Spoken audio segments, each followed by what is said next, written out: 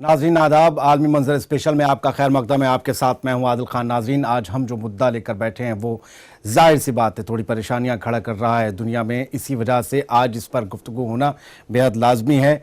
Saudi अरब और Iran के बीच सिफारती रिश्ते ख़त्म हो गए और इसी के साथ बहुत से मुल्क सऊदी अरब के साथ खड़े हुए नज़र आ रहे हैं, जिसके बाद ये दुनिया पूरी तरीके से, ख़ास तौर से इस्लामिक दुनिया, जो इस्लामिक वर्ल्ड है, वो इस वक्त शिया और सुन्नी के दो धड़ों में बंटता हुआ नज़र आ रहा है, जिसमें एक तरफ ईरान है और दूसरी तरफ सऊदी अरब। अब ये सवाल लाजिम है कि आखिरकार ये जो अब हालात पैदा हुए हैं ये मशरिक़ वुस्ता में किस तरीके की उथल पुथल लेकर आएंगे, क्योंकि सिफारती रिश्ते ख़त्म होने का मतलब बहुत बड़ी तलख़ी होती है। 1980 के बाद से अगर देखा जाए तो ईरान और सऊदी अरब के बाद बीच ये एक बड़ी तलख़ी है और इसमें और मुल्क जुड़ते चले जा रहे हैं। तो इन सब के बीच सीरिया और इराक में जो वैसे ही पहले से हालात ख़राब हैं दाइश की वजह से, वहाँ क्या होगा, क्योंकि जो शिया एक उलेमाए दीन थे निम्र अल निम्र, उन्हें अभी फांसी दी गई पिछले दिनों, जिसके बाद बड़ा बवाल हुआ। तेहरान में सऊदी एम्बेसी को नजर आतिश कर दिया एहतजाज कर रहे लोगों ने, और इसके बाद सऊदी अरब ने बड़ा कदम उठाते हुए सफ़ीर को, सिफारत खाने को और सिफारती अमले को तेहरान भेज दिया जो ईरान का था, और वहाँ से वापस सऊदी अरब के सिफारती अमला वापस आ गया रियाद। तो ये बड़े कदम जो दोनों मुल्क उठा रहे हैं आखिरकार किस तरफ ले जाएंगे मशरिक़ वुस्ता को, इसी पर सवाल जवाब हमारे पैनल से करेंगे। उनसे आपका तारुफ करवाना बेहद लाजिम। प्रोफेसर आफ्ताब कमाल पाशा JNU से हैं हमारे साथ, डायरेक्टर गल्फ़ स्टडीज़ प्रोग्राम, और साथ ही इनके मौलाना जलाल हैदर नकवी साहब जॉइंट सेक्रेटरी हैं मजलिस उलमाए हिंद के, और हमारे साथ मौजूद हैं कासिम सैयद साहब, सीनियर सहाफ़ी। आप सभी से मेहमानों से सवाल जवाब करेंगे और समझने की कोशिश करेंगे जो कुछ अब उथल पुथल हो रही है या जो तनाव बड़ा है इस वक्त सऊदी अरब और ईरान के बीच, उसके आगे की सूरत क्या होगी। लेकिन उससे पहले देखते हैं एक छोटी सी रिपोर्ट।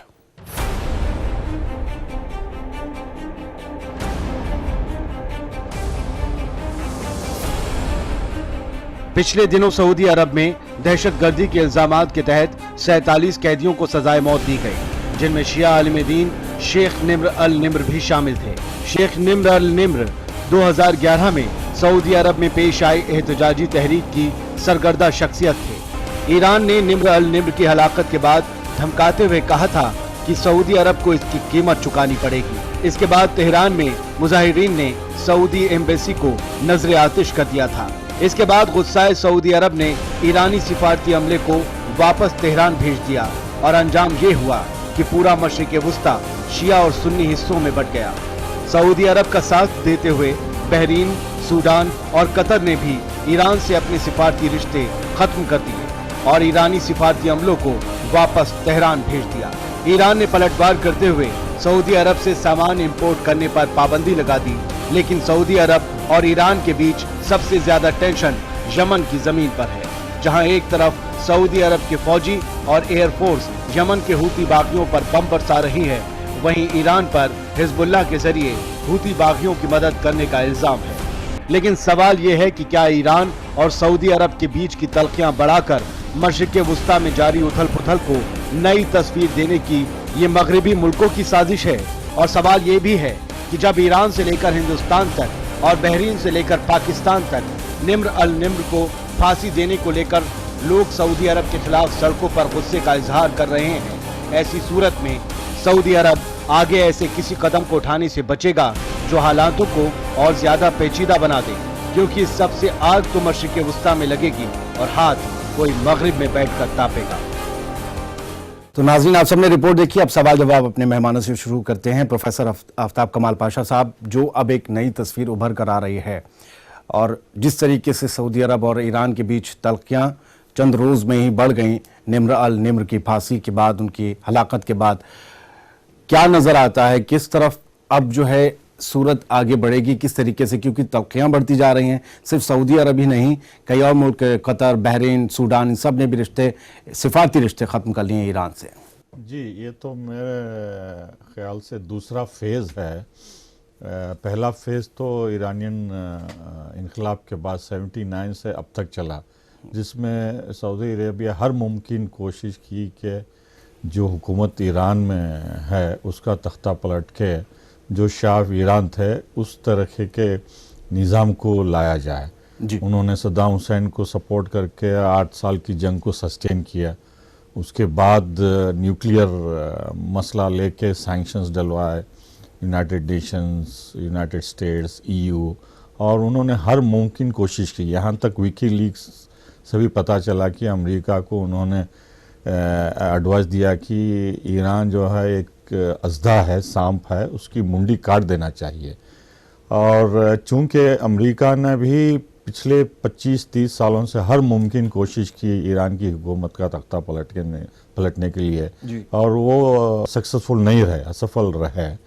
और ओबामा ने अफ़गानिस्तान और इराक़ में जो शिकस्त हुई अमेरिका और दूसरे वेस्टर्न देशों की, उसको मद्देनज़र रखते हुए हमें पता है कि लीबिया में उन्होंने फ़ौजी ताकत नहीं भेजी, सीरिया में भी रेड लाइंस क्रॉस करने के बावजूद वहाँ कुछ कदम नहीं उठाए, और धीरे धीरे उनकी जो इकोनॉमिक हालत ख़राब होते जा रही है 2007-8 से।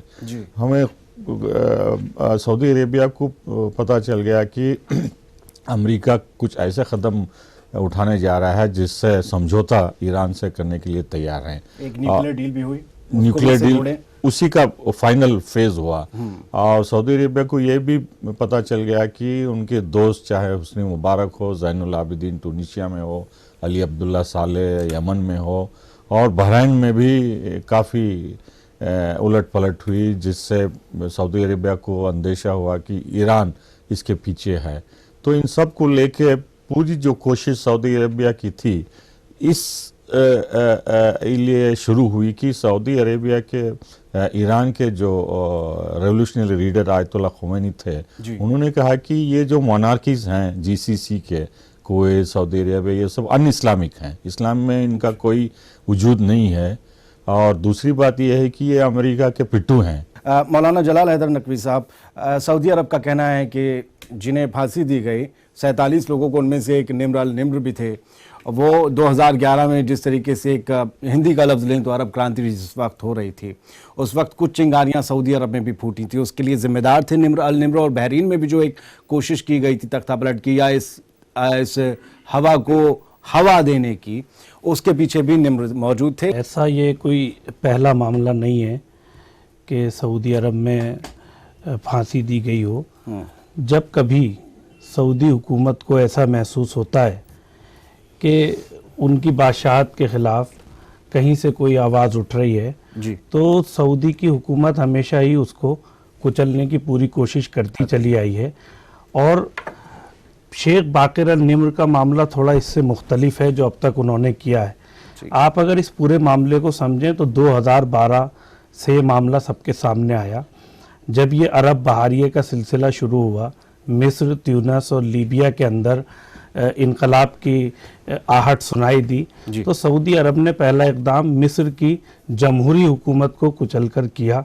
और उसके बाद के जो सऊदी अरब का एक बहुत तेल की दौलत से माला माल सूबा है कतीफ़, कतीफ़ में शिया लोगों की आबादी बहुत ज़्यादा है, और वहीं के ये शेख बाकिर अल निम्र जो हैं ये इमाम जुमा भी थे, और वहाँ के लोगों की मुसलसल जो मजहबी मामलात हैं उन्हें हमेशा देखते चले आ रहे थे।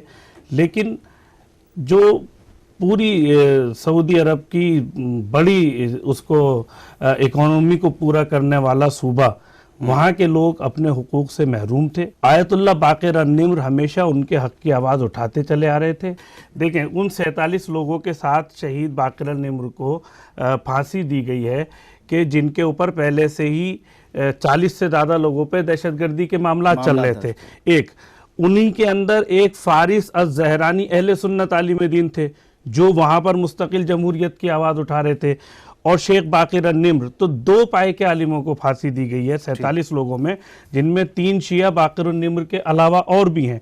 लेकिन इस पूरे मामले को शिया और सुन्नी के रंग से मैं नहीं समझता कि इसे रंगा जा सकता है या ये मैसेज दिया जा सकता है। इसमें बहुत कुछ अपना ढकने की कोशिश कर रहा है, जो करता रहा है हमेशा से, वो हमने हमेशा चाहा है। और एक बात और मैं आपको वाज़ेह कर दूं, सऊदी अरब कभी भी सुन्नी नुमाइंदगी नहीं करता है। अगर आप थोड़ा समझ लें इसको, सऊदी अरब जिस जिस आइडियोलॉजी को लेके आगे चलता है उसे 80% मुसलमान एक्सेप्ट नहीं करते।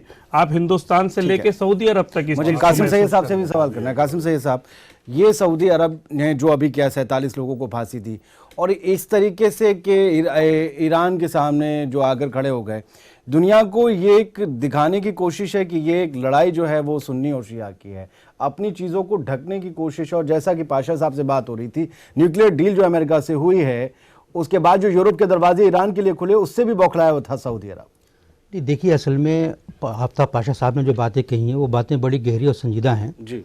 मैं इसमें दो बातों का इजाफा करना चाहता हूँ। जी जी। पहली बात तो यह है कि ये लड़ाई खालिसतन सियासी लड़ाई है जिसको मजहबी रंग देने की कोशिश की जा रही है। पहली बात तो ये सही है। दूसरी बात ये है कि आखिर जो एहतजाज हो रहा है क्या वो फांसी के ऊपर हो रहा है इसलिए कि शेख बाकर निमर को फांसी दी गई, या इससे पहले भी सऊदी अरब में फांसियाँ होती रही हैं और ईरान का रिकॉर्ड भी फांसी देने के मामले में कोई बहुत अच्छा नहीं रहा है। इमाम खुमैनी के इक़्तिदार में आने के बाद से लगातार इतने लोगों को फांसी पर चढ़ाया गया था। क्यों? ये कहा जा रहा था कि ये लोग उसकी आइडियोलॉजी से खिलाफ रखते हैं, जिसमें कम्युनिस्टों की बहुत बड़ी तादाद थी। तो जी, खल्क पार्टी भी थी, बास पार्टी भी थी।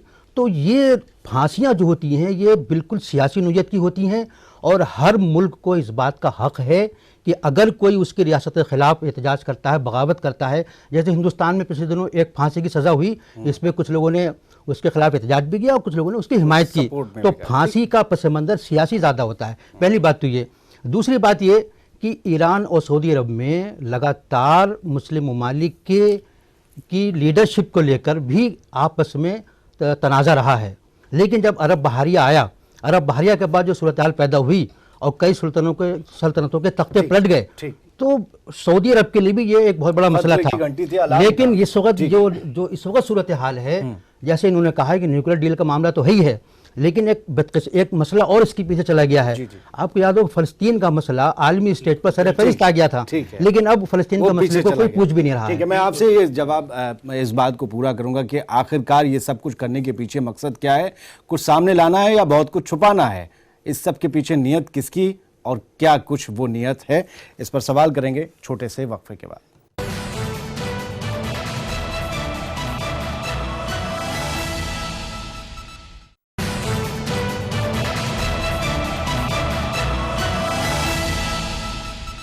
नाज़रीन, वक्फे के बाद एक बार फिर से खैर मकदम है आपका। कासिम सैयद साहब वक्फे से पहले अपनी बात कह रहे थे। कासिम सैयद साहब, वही जो बात मैं कह रहा था, सवाल वही था आपकी जवाब से निकलकर कि क्या जो हम देख रहे हैं वो वाकई में हम देख रहे हैं या हमें दिखाया जा रहा है, क्योंकि इसके पीछे बहुत कुछ ऐसा है जो छुपाया जा रहा है। बिल्कुल, देखिए जैसे ईरान ने एटमी पावर हासिल करना चाह रहा था, मकासद कुछ भी रहे हों, तो कई सालों से उसको पाबंदियों का सामना करना पड़ा। अब वो उस लंबी सुरंग से बहुत दिनों के बाद बाहर निकला ही चाहता था कि एक नया तनाज़ा खड़ा हो गया। ठीक। तो ईरान की तवज्जो भी हटी और सऊदी अरब चूंकि अपनी सल्तनत की बका की जद्दोजहद कर रहा है, तो ये तमाम चीज़ें जो ये शेख नमर की फांसी तो एक बहाना है, क्योंकि इससे पहले भी फांसियाँ होती रही हैं। तो इसलिए उसको मैं ये कहना चाहता हूँ, आप इस बात को देखें कि इसराइल के खिलाफ लड़ने वाली जो ताकतें थीं अरब ममालिक में, एक इराक था, एक शाम था और एक मिस्र था। आज इन तीनों मुल्कों का क्या हाल है, उन तीनों मुल्कों में किस तरह की सूरत हाल हो रही है, ये तीनों मुल्क कमजोर कर दिए गए हैं। और फलस्तीन का मसला छोटा सा जी, सीरिया में ईरान का रोल है रशिया के साथ, 100%। क्या ईरान को ये अपने आप में बिजी कर देने की चाल है? नहीं, देखिए रूस के आने के बाद इसमें बहुत से लोगों के अपने मसाइल हल हो रहे होंगे, बहुत से लोग बिल्कुल उलझ रहे हैं और बहुत से लोगों के घाटे हो रहे हैं जो नहीं चाहते कि सीरिया में अभी पटरी पर मामला आ जाए। नहीं, बिल्कुल आप भी देखिए जिस तरह से दाइश के खिलाफ एक आलमी रायमा बन रही थी, और लेकिन रूस के एंट्री करने के बाद शाम में सूरत हाल बहुत हद तक बदल गई है। यानी वो ममालिक जो दाइश को अपनी किसी मसलहतों की वजह से दिफा कर रहे थे, उसको हर तरह की सपोर्ट कर रहे थे, लेकिन रूस के आने के बाद से वो भी अलर्ट हो गए हैं, अब सूरत हाल बदल रही है।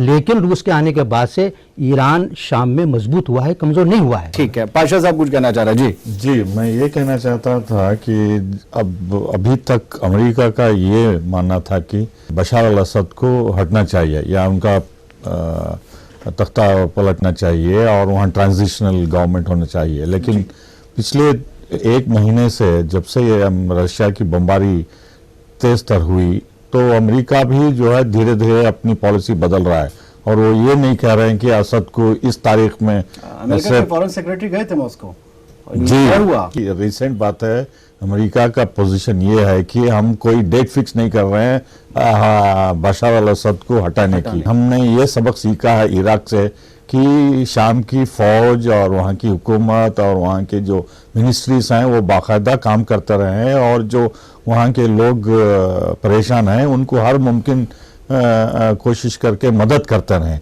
तो ये कुछ नई चाल है अमेरिका की तरफ से, जो कि पिछले एक साल से जो है दाइश के नाम या इस्लामिक स्टेट के नाम से 23 लोग या 25 मुल्कों की कोalition ये करके बमबारी करते रहे, हालांकि वो एक्चुअल बमबारी नहीं होती रही, एक्चुअली सपोर्ट करते रहे, वो आर्म्स भी ड्रॉप होते रहे जी, उसमें, जी। और बहुत कुछ 34 मुल्कों का एक अलायंस भी बना जो मुस्लिम जी। मुल्क का बना, सऊदी अरेबिया ने सऊदी बनाया अरेबिया ने बनाया। हालांकि बहुत से मुल्क ने अभी उसमें हामी नहीं भरी है, जुड़े भी नहीं है।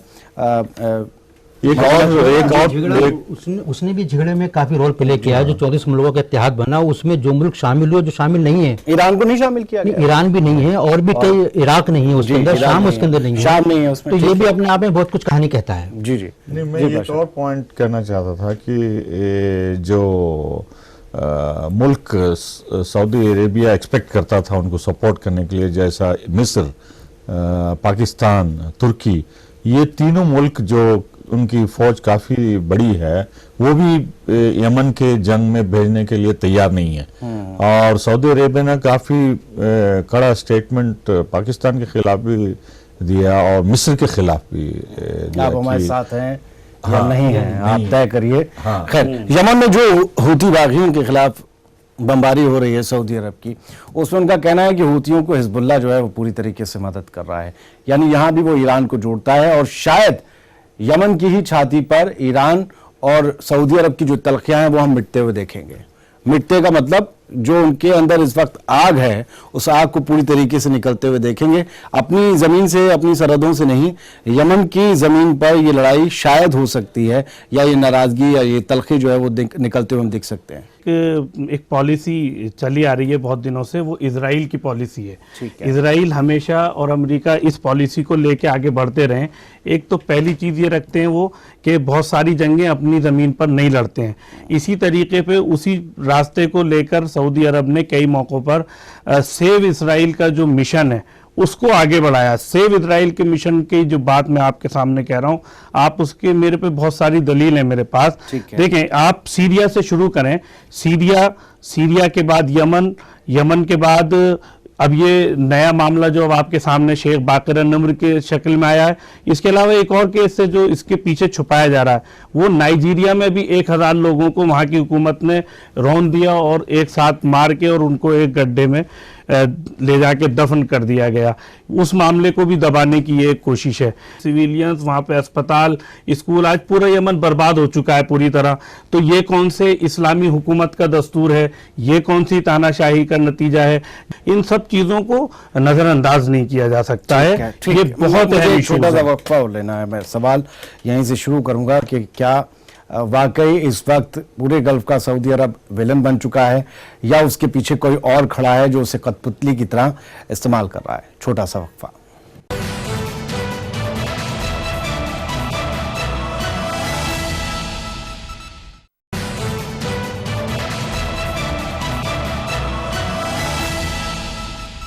तो नाज़रीन, एक बार फिर से खैर मकदम है आपका आलमी मंजर स्पेशल में। अगला सवाल आफ्ताब कमाल पाशा साहब। अब चूंकि दो धड़ों में बढ़ चुके सऊदी अरब और ईरान की वजह से पूरा इस्लामिक वर्ल्ड, आगे की तस्वीर क्या होगी, ये सवाल बड़ा अहम है, और यही सवाल आपसे। 1995 में जो CIA के डायरेक्टर थे जेम्स कोली बोल के, उन्होंने सेनेट फॉरेन रिलेशंस कमेटी में एक चौंकाने वाली बात अमेरिकन कांग्रेस को बताई, और वो ये कि अमेरिका का ये अमेरिका की उम्मीद ये है कि सऊदी अरेबिया को 4 देशों में बंटवारा कर दिया जाए, 4 टुकड़ों में तकसीम कर दिया जाए। एक तो शिया का जो हिस्सा है ईस्टर्न पार्ट में जहाँ तेल है, और हिजाज, और यमन के तरफ जो असीर और नजरान प्रोविंस है, और शुमाल में जो सल्तनत हेल इब्न राशिद के हाल में हाथों में जो थी, तो और बीच का हिस्सा जो हाउस ऑफ सऊद है, सऊदी हुक्मरानों को दे दिया जाए बोल के। तो ये एक्चुअली इसके बाद 1 साल बाद क्लीन ब्रेक बोल के एक और policy paper Israeli prime minister Netanyahu ने अमेरिकन कांग्रेस को प्रपोज किया, और उसका भी प्रपोजल ये था कि शाम को कम से कम 3 हिस्सों में बांटा जाए, इराक को 3, शिया, सुन्नी और कुर्दों में, और इसके अलावा ईरान को भी 5 हिस्सों में बांट दिया जाए। और इसके पीछे वजह, इसकी वजह से ये था कि ये लोग इज़राइल को मानने के लिए तैयार नहीं हैं, जो मिस्र और उर्दून और फ़लस्तीनी करने के लिए तैयार हैं, ये आगे नहीं बढ़ रहे हैं इज़राइल को रिकॉग्नाइज करने के लिए। और ये जब तक इनके टुकड़े टुकड़े नहीं करेंगे, जब तक हमारी बैठाई हुई सरकारें वहाँ नहीं बैठेंगी, हाँ, वो इजराइल को सपोर्ट नहीं करेंगे। हाँ, और इज़राइल को ख़तरा बने रहेगा, और इसमें अमेरिका और इज़राइल दोनों आपस में मिलते जुलते हैं राय में, और उसी का बैकग्राउंड में ये सब खेल खेला जा रहा है सीरिया में। और हालांकि अमेरिका सऊदी अरेबिया का दोस्त दिखावे के लिए कर रहा है, लेकिन अंदरूनी साजिश इजराइल और अमेरिका दोनों मिलकर कर रहे हैं। मौलाना जलाल हैदर नकवी साहब, सऊदी अरब के खिलाफ जिस तरीके से नाराज़गी Hindustan, Pakistan, Bahrain, Iraq, Saudi Arab में भी है, ये जो हुआ है, निम्र की हलाकत हुई, इसके बाद ये एक सवाल होता है कि हर तरफ फांसियाँ होती हैं, हर तरफ हुकूमत अपने जो प्रिजनर्स होते हैं, कैदी होते हैं, उन्हें सजाएं देती हैं। नहीं, सिर्फ ईरान आग बबूला नहीं हुआ है, पूरी दुनिया के अंदर आप ये देखें, एक आम मुजरिम को जब फांसी दी जाती है, तो इससे पहले तो कहीं पर कोई ऐसा ना कोई आग बबूला हुआ, ना कहीं सिफारत। मैं नहीं मानता हूं कि ये कोई अच्छा कदम है। नहीं, वो सवाल है जो अखबारों में आ रहा है। ठीक है, किसी सिफारत खाने में आग लगा दी जाए, मैं नहीं मानता हूं कि ये कोई अच्छा कदम है। इस जज्बात पे कंट्रोल रखना चाहिए, एहतजाज हर इंसान का हक है, मगर आम मुजरिमों की फांसी में और शेख बाकिर निम्र की फांसी के बीच में जो वाज़े फ़र्क है वो ये है कि शेख बाकिर निम्र ने ह्यूमन राइट्स की बात वहाँ कर रहे थे, जमहूरियत के क़याम की बात करना या अपने हुकूक का मुतालबा करना, माइनॉरिटीज़ का, अपनी कम्युनिटी के हक़ की बात करना कोई जुर्म नहीं है। पूरी दुनिया में आप यूएन का कानून उठा के देख लीजिए, जिसे सऊदी अरब भी मानता है, अगर वो इस एतबार से जुर्म हो जाए तो ठीक है, आप फांसी दे दीजिए। हिंदुस्तान के अंदर आप देख लें कि मैं समझता हूं अगर ये इसी को बेस बना के फांसी दी जाएगी कि साहब आप अपनी अकलियतों की बात करते हैं, लिहाजा फिर तो सबसे पहली फांसी, यही फर्क है डेमोक्रेसी में और किंगडम में। फांसी मौलाना अरशद मदनी, मौलाना डेमोक्रेसी और किंगडम में यही, डेमोक्रेसी किंगडम का यही बड़ा फर्क है। किंगडम देखिए, इस्लाम के नाम पर किंगडम अगर है, आप देखिए बादशाहत और तानाशाही में फर्क है। इस्लाम के नाम पर हो तो खुद के लिए ना, इस्लाम के नाम पे जंग तो दाइश भी लड़ रहा है, लेकिन वो लड़ खुद के लिए रहे ना। इस्लाम के नाम पर आखिरकार आजकल कर कौन कुछ रहा है, सब किसी ना किसी पर्पस से कर रहा है। आपका किंगडम इस्लाम के नाम पर है। आपने देखिए सवाल हुआ था, एक सवाल, हम क्या तस्वीर मशरिक़ वस्ता की देखेंगे, वैसी बदहाल सीरिया, इराक हम देख रहे हैं, और उसके बाद ये नाराजगियां, ये तलखियां सऊदी अरब, इराक के बीच, और उसमें और मुल्क भी आते ही चले जा रहे हैं। देखिए, एक ईरान के ताल्लुक से एक जुमला मैं ये कहना चाहता हूँ कि ईरान के अंदर खुद 2 धाराएं चल रही हैं। ठीक है, एक इतदाल पसंद है और एक इंतहा पसंद है, और हसन रूहानी के आने के बाद से इंतहा पसंदों में एक इस तरह का अंदेशा होने लगा है कि कहीं वो कमज़ोर ना हो जाए। तो सफारत खानों पर हमला करना, सफारत खानों में आग लगाना, उन पर कब्जा करना, ईरान का इस मामले में भी रिकॉर्ड अच्छा नहीं रहा है। एक बात तो यह है, तो वहाँ पर इस कशमकश को एक अंदर के हालात के पस मंज़र में भी देखा जाए। दूसरी बात ये जो हमारे आफ्ताब कमाल पाशा साहब ने कही कि आलम अरब के खंडरात पर एक नया आलम अरब वजूद में आएगा, जिस तरह से दूसरी आलमी जंग के बाद कुछ ममालिक नए वजूद में आए, कुछ ममालिक दुनिया से ख़त्म हो गए, इसी तरह से ये एक तीसरी आलमी जंग हो रही है, लेकिन उस पैमाने पर नहीं होगी जिस पैमाने पर पहली और दूसरी आलमी जंग लड़ी गई थी। और इस जंग का नतीजा वही निकलेगा जो बात आफ्ताब साहब ने कही, कई ममालिक कई टुकड़ों में बंटने वाले हैं, और उसका मकसद वही है, क्योंकि फ़लस्तीन उम्मुल अमराज है मशरिक़ वस्ता का। जब तक फ़लस्तीन का मसला हल नहीं होगा, मशरिक़ वस्ता को कभी चैन नहीं आएगा, चाहे ये उसके कई और टुकड़े कर दें। ठीक है, बहुत बहुत शुक्रिया आप सभी मेहमानों का। तो आज हमारे साथ मेहमान मौजूद रहे और तीनों से हमने कोशिश की जानने की, आप तक वो बातें पहुँचे भी होंगी कि आखिरकार जो ईरान और सऊदी अरब के बीच तल्खियाँ बढ़ रही हैं वो वाकई इसी वजह से हैं जो वजह सामने आई है, या वजह उसकी कुछ और है, कुछ ऐसा है जो हम देख रहे हैं, या कुछ ऐसा है जो हम देख नहीं पा रहे, जो छुपाया जा रहा है।